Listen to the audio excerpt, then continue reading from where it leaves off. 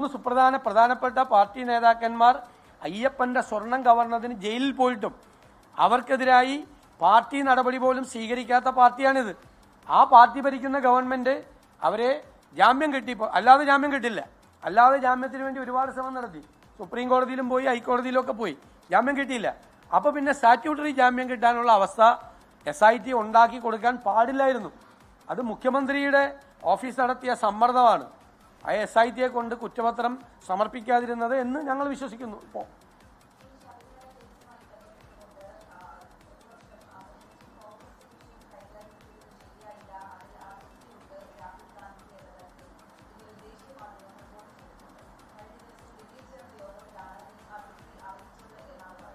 അത് പച്ചക്കള്ളമാണ്. അങ്ങനത്തെ ഒരു സംഭവം ഉണ്ടായിട്ടില്ല. ദേശീയ നേതൃത്വത്തിൽ ഉൾപ്പെട്ട ആളുകൾ ഉൾപ്പെടെ ശ്രീ KC വേണുഗോപാൽ ദേശീയ നേതൃത്വത്തിലുള്ള ആളാണ്. സംഘടനാ ചുമതലയുള്ള ജനറൽ സെക്രട്ടറി, എല്ലാവരും ഒരേപോലെയാണ് ഇത് കൈകാര്യം ചെയ്യുന്നത്. ഒരു പരാതിയും പാർട്ടിയുടെ നേതൃത്വത്തിൽ ഉണ്ടായില്ല. ഞങ്ങളെല്ലാം കൂടിയാലോചിച്ചിട്ടാണ് എല്ലാ ദിവസവും ഞങ്ങൾ പിന്നത്തെ കാര്യവും ഉൾപ്പെടെ എല്ലാവരും കൂടിയാലോചിച്ചിട്ടാണ് ചെയ്യുന്നത്. അതൊക്കെ വെറുതെ ഒന്നും ഇല്ലാത്തതുകൊണ്ട് ഇങ്ങനെ പറയുകയാണ്.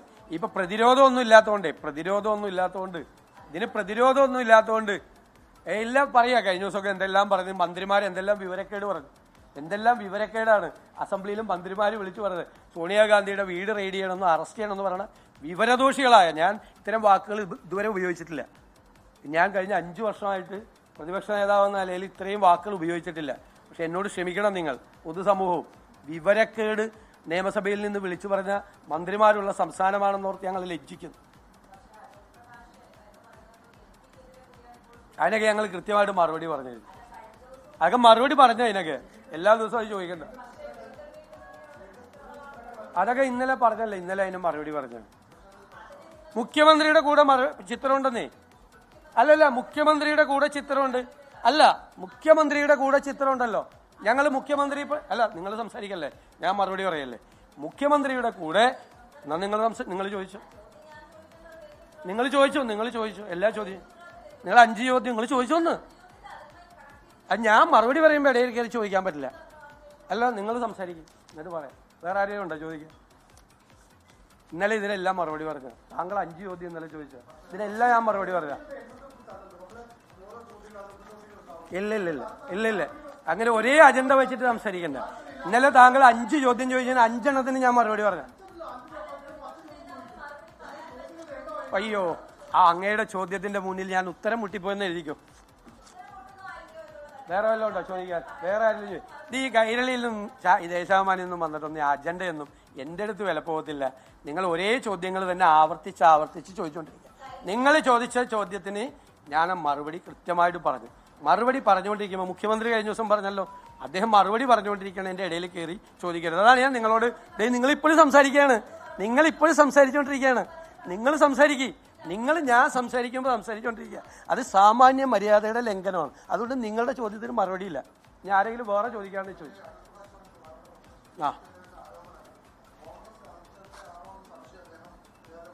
അതെനിക്കറിയത്തില്ല. അതെനിക്കറിയില്ല. അദ്ദേഹം എന്തുകൊണ്ടാണ് അങ്ങനെ പറഞ്ഞതെന്ന് എനിക്കറിയാം.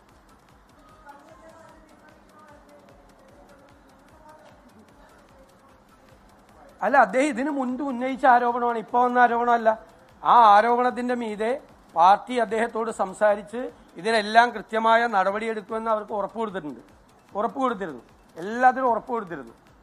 എന്നിട്ട് അത് ചെയ്യാത്തത് കൊണ്ടാണ്, ഒരു നടപടിയും പാർട്ടി സ്വീകരിക്കാത്തത് കൊണ്ടാണ് താൻ ഇത് രണ്ടാമത് പറയേണ്ടി വന്നത് എന്ന് അദ്ദേഹം പറഞ്ഞു. ഒരു രക്തസാക്ഷിയുടെ ഫണ്ട് പിരിവിൽ നടത്തിയ കൊള്ളയാണ്.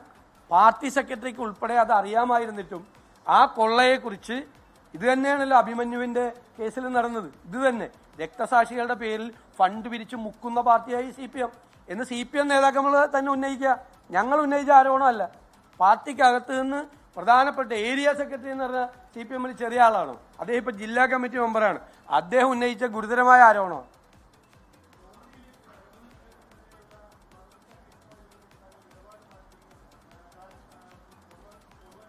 അത് ഈ സോഷ്യൽ മീഡിയയിൽ നടക്കുന്ന തെറ്റായ പ്രചരണമാണ്. കോടതിക്ക് അത് അടുത്ത വാദത്തിന്റെ അന്ന് ഞങ്ങൾ പരാതി കൊടുക്കുകയാണ്. എൻ്റെ അഭിഭാഷകൻ, അങ്ങനെ ഒരു സംഭവമേ ഉണ്ടായിട്ടില്ല. അത് കൈരളി ന്യൂസിലടക്കമുള്ള ചില വാർത്താ മാധ്യമങ്ങളിൽ വന്ന തെറ്റായ വാർത്തയാണ്. അതെങ്ങനെയാണ്? ഞാൻ ആ നോട്ടീസിന്റെ മറുപടിയിലല്ലേ എനിക്ക് സംസാരിക്കാൻ പറ്റുള്ളൂ. ആ നോട്ടീസിന്റെ മറുപടി നിങ്ങൾക്കെല്ലാം കിട്ടിയ മറുപടിയാണ്. ഞാൻ കടകംപള്ളി സുരേന്ദ്രനെതിരായി എനിക്കെതിരെ കേസ് കൊടുത്തേക്കണ എന്താ?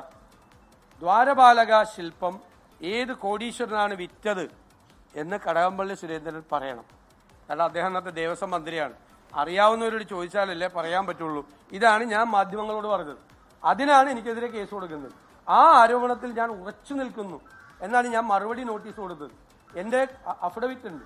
എൻ്റെ അഫിഡവിറ്റിലും ഞാനതിൽ ഉറച്ചു നിൽക്കുന്നു. ഞാനെങ്ങനെ വാദത്തിൽ നിന്ന് എൻ്റെ നോട്ടീസിലും അതുപോലെ ഞാൻ കൊടുത്ത അഫിഡവിറ്റിൽ നിന്നും മാറി എനിക്ക് സംസാരിക്കാൻ പറ്റുന്നത്? എൻ്റെ അഭിഭാഷകൻ എനിക്ക് അദ്ദേഹം എന്താണ് പറഞ്ഞതെന്ന് എന്നെ അറിയിച്ചിട്ടുണ്ട്. അത് ഇന്നലത്തെ ദിവസം സതീശൻ മലക്കം പറഞ്ഞു. എങ്ങനെ മലക്കം പറയാണ്? കോടതിയിൽ ഞങ്ങൾ കോടതിയിൽ പരാതി കൊടുക്കുകയാണ്. ഇത് തെറ്റായ വാർത്ത കൊടുത്തത് കൈരളിയാണ്. തെറ്റായ വാർത്ത കൊടുത്തത് സതീശൻ മലക്കം പറഞ്ഞത്. ഞാൻ അവരെ വെല്ലുവിളിക്കുന്നു. ഞാൻ അവിടെ നിന്ന് ഞാൻ പറഞ്ഞിരിക്കുന്നത് അങ്ങനെ പറയാൻ പറ്റില്ല. കോടതിയിൽ പറഞ്ഞാൽ കോടതി അപ്പം തന്നെ അന്നാ ക്ഷമ പറയാൻ പറയും. ഞാൻ പറഞ്ഞ കാര്യത്തിൽ നിന്ന് മാറിയ ക്ഷമ പറഞ്ഞ് പോകാൻ പറയും. അല്ലെങ്കിൽ അദ്ദേഹം ചോദിച്ച 10 ലക്ഷം നഷ്ടപരിഹാരം കൊടുക്കാൻ പറയും. ഞാൻ അഭിഭാഷകനല്ലേ, എനിക്കറിയില്ലേ? അല്ല, അങ്ങനെ പറഞ്ഞിട്ടില്ല. നിങ്ങൾ കൈരളി എഴുതിയ പച്ചക്കള്ളമാണ്. പച്ചക്കള്ളം. ഞാൻ വീണ്ടും ആവർത്തിച്ച് പച്ചക്കള്ളമാണ്. കൈരളി എന്തും പറയും, എന്ത് വൃത്തികേടും പറയും. ആ വൃത്തികേടുകൾ പറയുന്ന കൂട്ടത്തിലാണ്. ആ ഒരു കാരണവശാലും പിന്മേൽ നിങ്ങൾ അതാണ് പ്രവർത്തിക്കുന്നത്. നിങ്ങൾ എന്നെ ഭീഷണിപ്പെടുത്തൊന്നുമല്ല.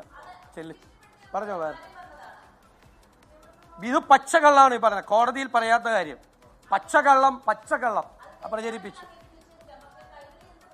എന്ത് വൃത്തികേടും പറയും. ഒന്നുകൂടി ആവർത്തിച്ചു പറയും. എന്ത് വൃത്തികേടും പറയും.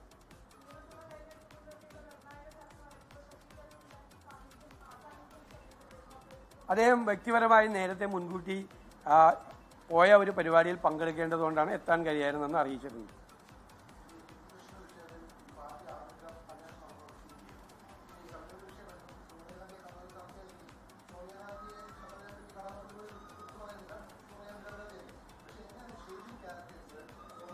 അല്ല, അന്ന് അദ്ദേഹം ഷെയ്ഡി ക്യാരക്ടർ അല്ലല്ലോ, അറിയില്ലല്ലോ. അങ്ങനെയാണെങ്കിൽ എൻ്റെ മറു ചോദ്യമാണ്, നിങ്ങൾ പറയണ ശരിയാണെങ്കിൽ അങ്ങനെയാണെങ്കിൽ ഒരു ഷെയ്ഡി ക്യാരക്ടറെ മുഖ്യമന്ത്രി അടുത്ത് നിന്ന് ഫോട്ടോ എടുത്ത് എന്തിനാ? അല്ലല്ല, നോ അറിയില്ലല്ലോ. അല്ലല്ല, ചോദ്യത്തിന് ഞാൻ കൃത്യമായ മറുപടി പറയാം. അന്ന് അദ്ദേഹം ഷെയ്ഡി ക്യാരക്ടർ ആണെന്ന് ആർക്കും അറിയില്ല. നമുക്കാർക്കും അറിയില്ലല്ലോ. മുഖ്യമന്ത്രിക്ക് പോലും, കേരളത്തിലെ മുഖ്യമന്ത്രിക്ക് അറിയില്ല ഒരാൾ അദ്ദേഹത്തിന് സ്പെഷ്യൽ ബ്രാഞ്ചും പോലീസും ഇന്റലിജൻസ് സംവിധാനമുള്ള കേരളത്തിലെ മുഖ്യമന്ത്രിക്ക് ഞാൻ കരുതുന്നില്ല. അദ്ദേഹം ഷെയ്ഡി ക്യാരക്ടർ ആയിരുന്നെങ്കിൽ കേരളത്തിലെ മുഖ്യമന്ത്രി അദ്ദേഹത്തിൻ്റെ കൂടെ നിന്ന് പടം എടുക്കില്ല. അദ്ദേഹം ഒരു കാരണവശാലും പടം എടുക്കില്ല. അദ്ദേഹത്തിന് അറിയില്ല. കേരളത്തിലെ മുഖ്യമന്ത്രിക്ക് ഇന്റലിജൻസും സ്പെഷ്യൽ ബ്രാഞ്ചും പോലീസും സംവിധാനമുള്ള കേരളത്തിലെ മുഖ്യമന്ത്രിക്ക് അറിയില്ലെങ്കിൽ സോണിയാഗാന്ധി എങ്ങനെ അറിയണം? ആ ചോദ്യത്തിന് പ്രസക്തി. ലോകത്തെവിടെയായാലും ഏത് സമയത്തും 24 വാർത്തകളും ഓഗ്മെന്റഡ് റിയാലിറ്റി പാക്കേജുകളും എക്സ്പ്ലെയിനറുകളും വിശദമായി കാണാൻ ഞങ്ങളുടെ യൂട്യൂബ് ചാനൽ നിങ്ങൾക്ക് സബ്സ്ക്രൈബ് ചെയ്യാം.